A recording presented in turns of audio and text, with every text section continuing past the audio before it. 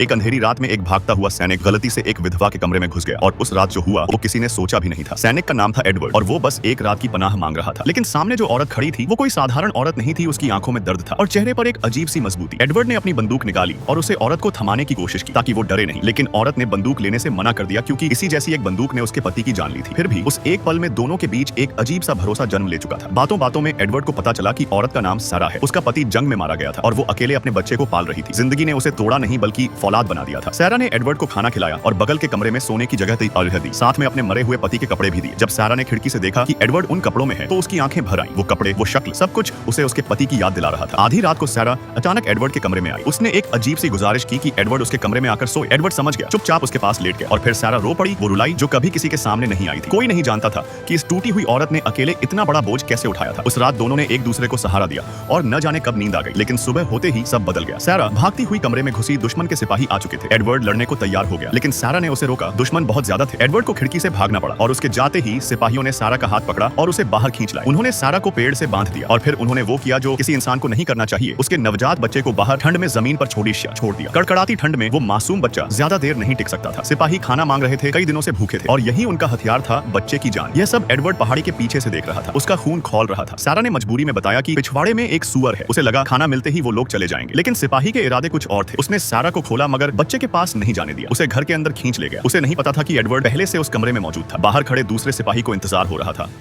वो अंदर गया और अगले ही पल एडवर्ड ने चुपचाप एक और काम तमाम कर दिया। फिर एडवर्ड दरवाजा खोलकर बाहर आया और तीसरे सिपाही को बंदूक दिखाकर कपड़े उतरवाने पर मजबूर किया। उधर सारा भागकर अपने बच्चे के पास पहुंची और उसे सीने से लगा लिया। एडवर्ड उस तीसरे सिपाही को छोड़ने ही वाला था, तभी सारा घर से बाहर आई। हाथ में बंदूक थी, आंखों में आंसू थे और उसने बिना एक पल रुके ट्रिगर दबा दिया। एडवर्ड वहीं खड़ा रह गया।